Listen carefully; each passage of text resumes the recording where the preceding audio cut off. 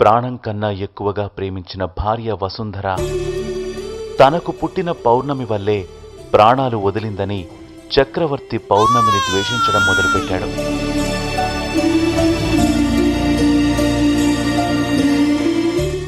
తన ప్రేమని కోల్పోయిన పౌర్ణమి అప్పటి నుండి తండ్రిని దూరం నుండే చూసుకుంటూ పెరిగింది. తండ్రి ప్రేమ కోసమే బతుకుతున్న పౌర్ణమి తండ్రికి ఇంకా దూరం కావలసి వచ్చింది. పార్థు పరిచయంతో పౌర్ణమి కొత్త జీవితం మొదలుపెట్టింది. పౌర్ణమి ప్రేమలో పడిపోయిన పార్థు తన ప్రేమను చెప్పలేని సందిగ్ధంలో ఉండిపోయాడు. మరోపక్క తన మేనల్లుడితో పావని పెళ్లి జరిపించాలనుకున్న చక్రవర్తికి రాఖీ పావనీలని ఒకటి చేయాలనే కుట్రతో పౌర్ణమి ఉందని తెలిసి ఇంకా కోపం పెంచుకున్నాడు. పావని పెళ్లి లోకేష్తోనే జరుగుతుంది. జరగదు నాన్న. ఒకవేళ మీరు ప్రయత్నాలు చేసుకుని మండపం దాకా వెళ్లినా పెళ్లి పీటల మీదైనా ఈ పెళ్లిని ఆపుతాను. అదే ముహూర్తానికి రాఖీ పావనిల పెళ్లి నేను జరిపిస్తాను. చెల్లెలి ప్రేమని గెలిపించడం కోసం తండ్రికి ఎదురెళ్లిన పౌర్ణమి ఏం చేయబోతోంది?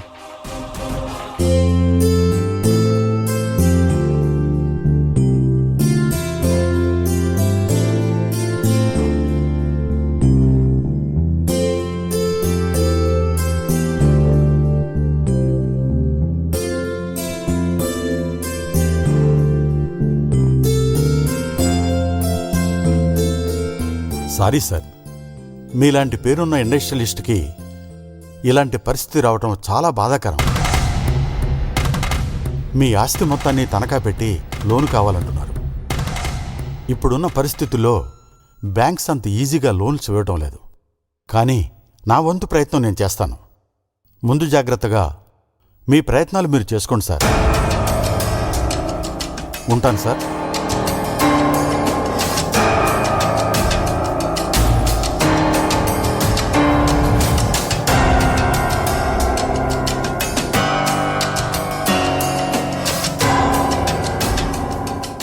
రవీంద్ర రా. అంతా విన్నాను. ఆ బ్యాంక్ మేనేజర్ చెప్పింది నిజం. లోన్ దొరకడం కష్టం. మనకి డబ్బులు అవసరమే. దానికి ఆస్తులు తాకట్టు పెట్టడం అవసరమా? ఒకసారి ఆలోచించు. మరేం చేయను.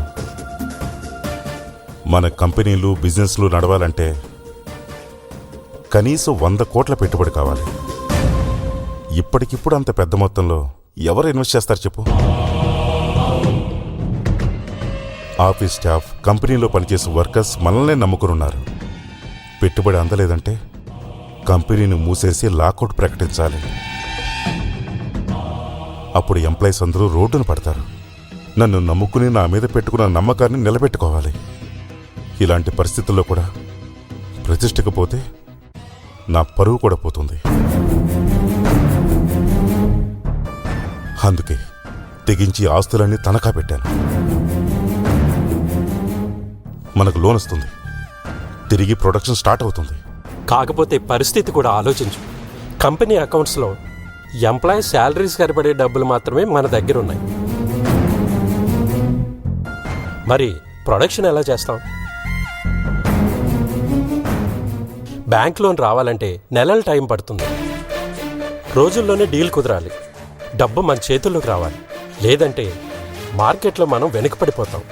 ఆ తర్వాత ఇన్వెస్ట్మెంట్ దొరికినా పెద్దగా లాభం ఉండదు. ఆలోచించండి.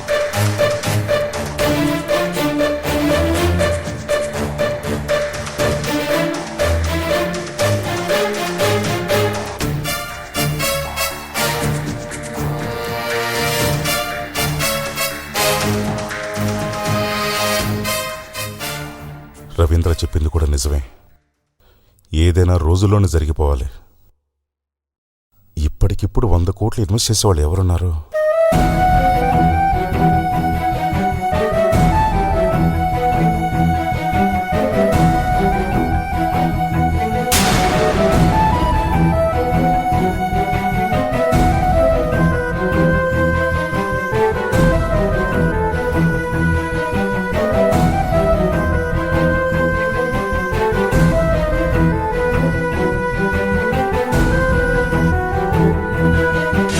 వసుంధరాదేవి చక్రవర్తిల వారసురాలిగా నాకు కూడా వాటా ఇచ్చేలా మా నాన్నగారైన చక్రవర్తి గారిని ఆదేశిస్తూ తీర్పు ఇవ్వాలని మిమ్మల్ని కోరుకుంటున్నాను.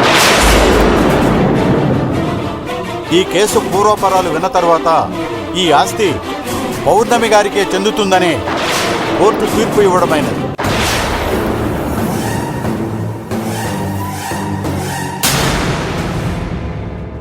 నా వసుంధర సహకారంతో కొంచెం పెట్టుబడితో బిజినెస్ ప్రారంభించి ఈరోజు కోట్ల టర్నోవర్కి చేర్చగలిగాను. వసుంధర నాకు దూరమైంది. నాలో ఉత్సాహం తగ్గింది. డిప్రెషన్ నుంచి కోలుకోవటానికి చాలా టైం పట్టింది. వీటన్నిటికీ కారణం నా రక్తం పంచుకు పుట్టిన ఆ మహాతల్లి. ఛ! ఆ మహాతల్లి పుట్టగానే నా ఆనందాన్ని హరించేసింది. అమ్మ మాట కాదనలేక ఇంటికి తీసుకొస్తే నా ఇంట్లో పెరుగుతూ కూడా నాకే శత్రువులా తయారైంది. వాసుకి నా జీవితంలో అడుగుపెట్టి వసుంధర లేని లోటును చాలా వరకు తీర్చగలిగింది. కానీ నా పక్కనే పెరుగుతున్న నా శత్రువును మాత్రం గుర్తించలేకపోయింది. నన్ను మానసికంగా వేధించడమే కాదు, మా అమ్మ చావుకు కూడా ఆ పాపిష్ట మొహమే కారణమయ్యింది. ఏదో ఒక రకంగా నన్ను నాశనం చేసి నా ఆస్తి మొత్తాన్ని పావనికి దక్కకుండా లాక్కోవడమే ఆవిడ ప్లాన్. అందుకే ఆస్తి కోసం కన్న తండ్రిని కోర్టుకు లాగింది. అలాంటి శత్రువులకు నేను లొంగకూడదు. వాళ్ల చేతిలో నేను ఓడిపోకూడదు. అలాంటి శత్రువులు 100 మంది వచ్చినా నా సంకల్ప బలం ముందు ఓడిపోవాల్సింది. నేను మాత్రం ఓడిపోను. ముందు నన్ను నమ్ముకున్న నా కంపెనీ ఎంప్లాయీస్ని కాపాడుకోవాలి. ఇలాంటి క్లిష్ట పరిస్థితి నుండి గట్టెక్కి తిరిగి పూర్వ వైభవం సాధించాలంటే అమెరికాలో ఉండే మా వైదేహి అక్కను అప్రోచ్ అవటమే కరెక్ట్. ఆవిడ అనుకుంటే 100 కోట్లు ఈజీగా ఇన్వెస్ట్ చేయగలదు.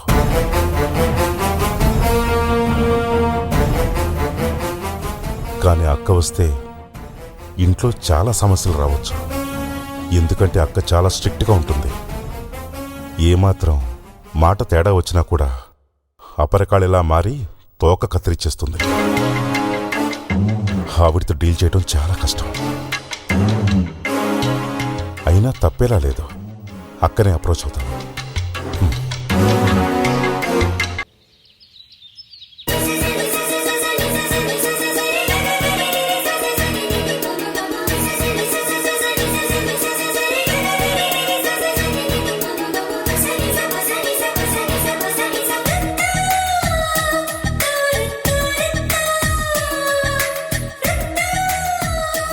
ఏంటి అలా చూస్తున్నావు? చీరేమైనా బాలేదా ఏంటి? చీర బాగుండడం మాత్రమే కాదమ్మా, నీ టోటల్ గెటప్ అదర్స్.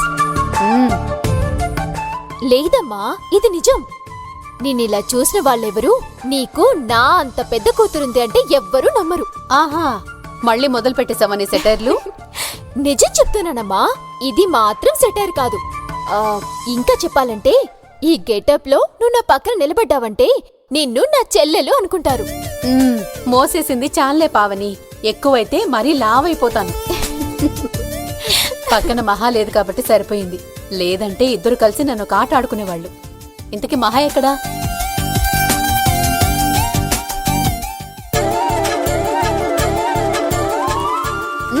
అదిగో వచ్చేస్తుంది నీ ముద్దుల కోడలు.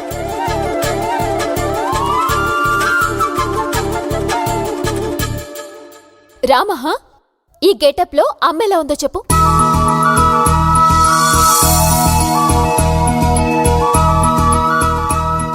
అత్తయ్య గురించి వేరే చెప్పాలా? Ever green beauty. ఆపండి అమ్మాయిలు, ఇక తట్టుకోవడం నా వల్ల కాదు. మీ ఇద్దరికి అర్జెంటుగా పెళ్లి చేసి పంపించమని మీ మావయ్యకి ఈ రోజే చెప్తాను. అత్తయ్య, పెళ్ళంటే గుర్తొచ్చింది. పూజకు టైం అయిందని అక్కడ మావయ్య తెగ టెన్షన్ పడిపోతున్నారు. త్వరగా పదండి, లేదంటే మన పెళ్లి చేసేలా ఉన్నారు. పెళ్లి పేరెత్తగానే ఎలా తప్పించుకుంటుందో చూడు.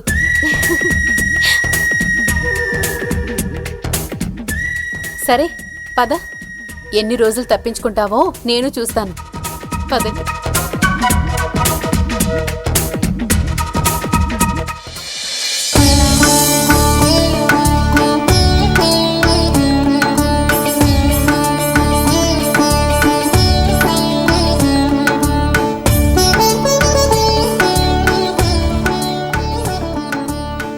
సర్వమంగళానాం త్వా గణపతిం హవామహే కవిం కవీనాముపమశ్రవస్తమం జ్యేష్ఠరాజం బ్రహ్మణస్పద ఆనుశృణ్వన్నోతిభిः సీదసాదనం యా దేవీ సర్వభూతేషు మాతృరూపేణ సంస్థితా నమస్తస్యై నమస్తస్యై నమస్తస్యై నమో నమః. సర్వమంగళమాంగళ్యే శివే సర్వార్థసాధికే శరణ్యే త్ర్యంబకే.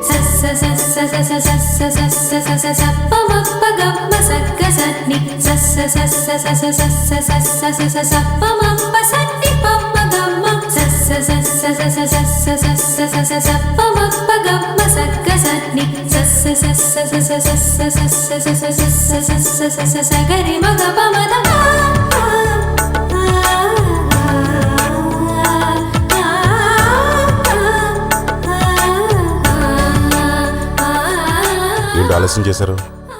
మీ ఆడాళ్ళు అలంకరణ మీద పెట్టే శ్రద్ధలో సగమైన దేవుడి మీద పెట్టండి. అయ్యో అదేం లేదండి, వీళ్ళిద్దరు నన్ను కాసేపు ఆట పట్టించాలని ట్రై చేశారు.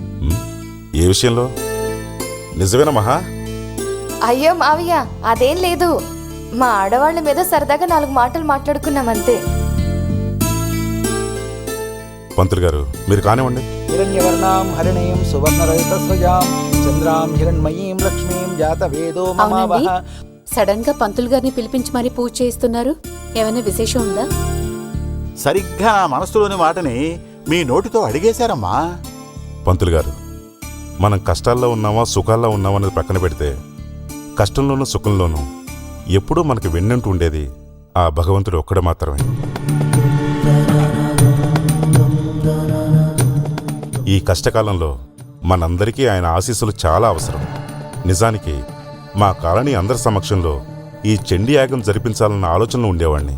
కానీ ఇప్పుడున్న పరిస్థితుల దృష్ట్యా అతి కొద్ది మందితోనే ఈ పూజకి ఏర్పాట్లు చేశాను.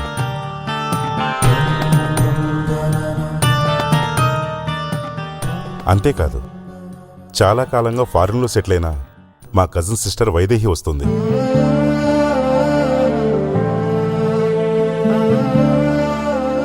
మా పెద్దమ్మ కూతురు.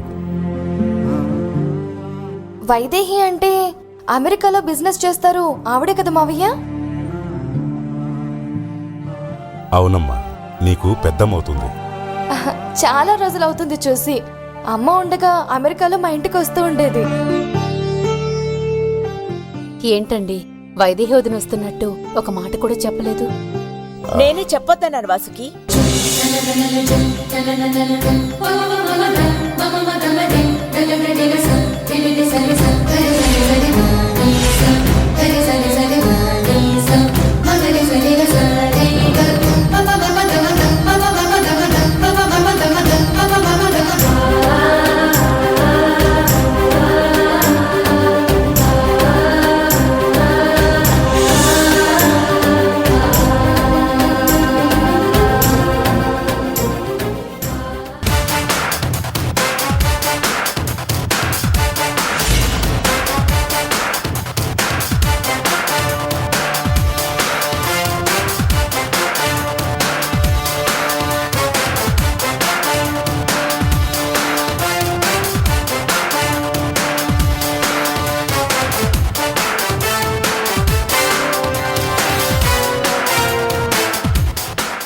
మీ అందరికీ చిన్న సర్ప్రైజ్ ఇద్దామని మా చక్రితో నేనే చెప్పాను వాసుకి.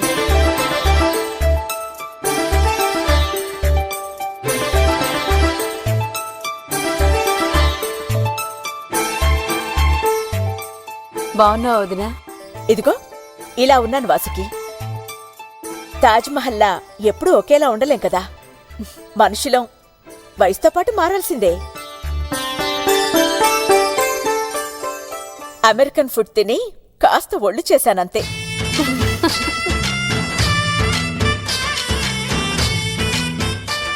అది సరే అక్క, జర్నీ ఎలా జరిగింది? నాకు ఈ ప్రయాణాలు రెగ్యులర్గా ఉండేవే కదా. చాలా రోజుల పాటు ముంబైలో ఉండిపోయాను కదా, అందుకే నువ్వు అడగగానే ఆలస్యం చేయకుండా వచ్చేశాను.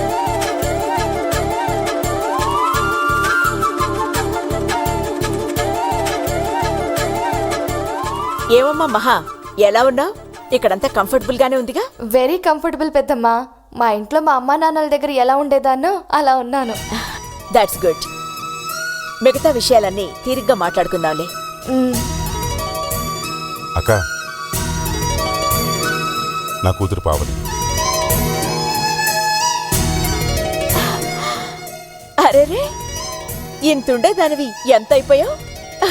How is your life? Good అత్తయ్య.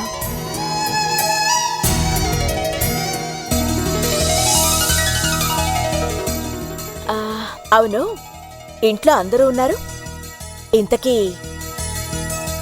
తనెక్కడా? ఎవరుదనా? అదే మై ఫేవరెట్ మేనకోడలు పౌర్ణమి.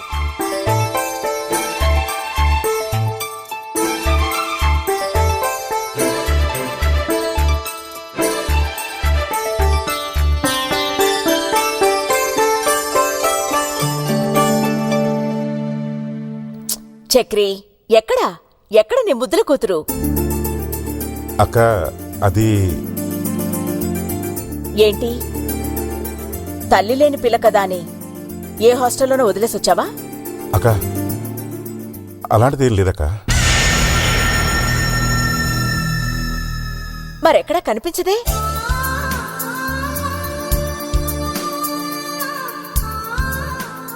నేనొస్తున్నట్టు పౌర్ణమితో చెప్పలేదా? అది వదినా, తను తను తను ఒకవేళ తనేమైనా వేరుగా ఉంటుందా? నో నో అక్క, పౌర్ణమి మాతోనే ఉంటుంది.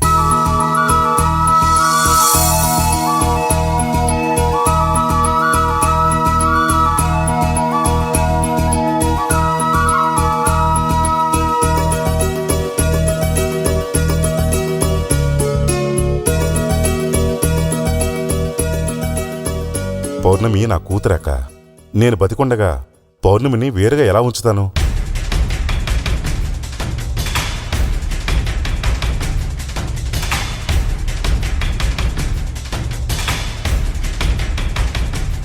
తను దూరమైతే అసలు నేను తట్టుకోగలనా?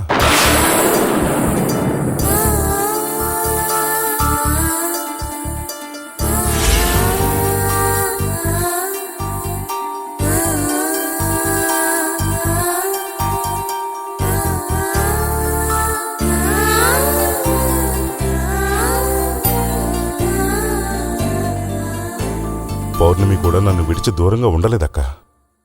నేనంటే అంత ప్రాణం తనకి.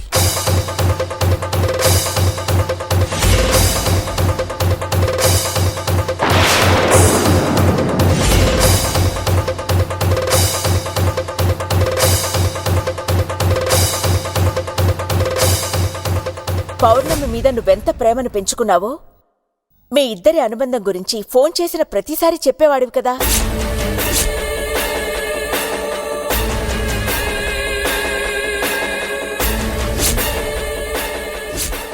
పౌర్ణమికి ఇంత వయసొచ్చినా పసిపిల్లలా నా గుండెల మీద నిద్రపోతుంది అక్కా అని నువ్వు చెప్పినప్పుడల్లా చాలా సంబరపడిపోయేదాన్ని.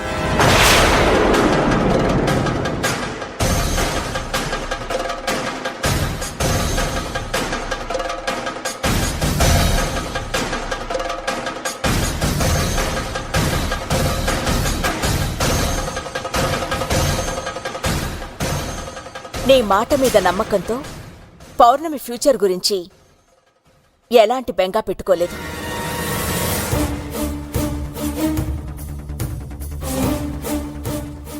పౌర్ణమిని అప్పుడెప్పుడో చిన్నప్పుడు చూశాను. ఇప్పుడు పెరిగి ఇంత పెద్దదయిందంటే చూడాలని ఆత్రంగా ఉండదా? వెంటనే పిలిపించు చక్రి.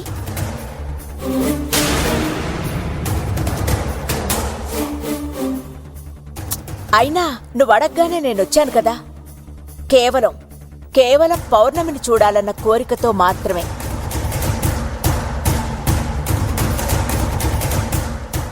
ముందు తన ఫోన్ నెంబర్ అయినా నాకివ్వు, నేను మాట్లాడతాను.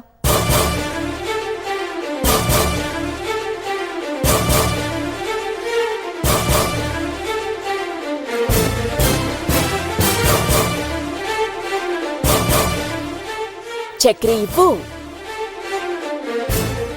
నీకంత శ్రమ అక్కర్లేదులే అత్తయ్యా, నేనే వచ్చేశాను.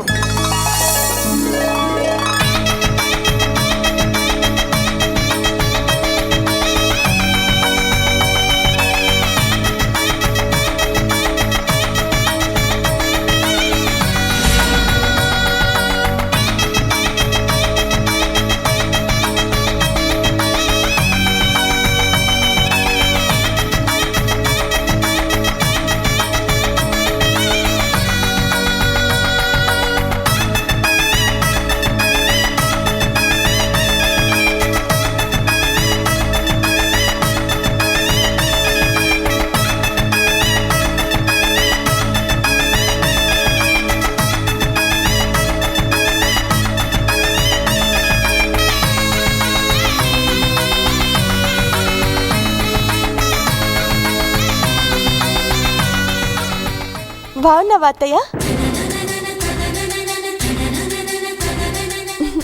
ఏంటత్తయ్య అలా చూస్తున్నావు? నువ్వు ఎప్పుడెప్పుడు చూడాలా అని ఆరాట పడుతున్నా ఆ పౌర్ణమిని నేనే.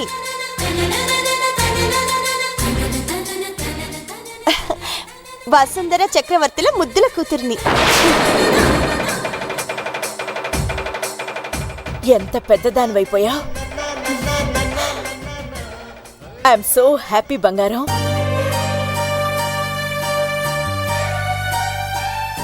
అత్తయ్య, మా అమ్మకు మీకు మధ్య ఉన్న ఫ్రెండ్షిప్ గురించి నానమ్మ మాటల ద్వారా తెలిసింది. చూడ్డము కలవటము ఇదే మొదటిసారి కాబట్టి ముందు నన్ను ఆశీర్వదించండి. God bless you. God bless you my child. పౌర్ణమికి అచ్చంగా వసుంధర పోలికలే చక్రి. ఈ నవ్వు మాత్రం నీది. అందుకే కదక్క నా వసుంధరని తనలో చూసుకుంటున్నాను.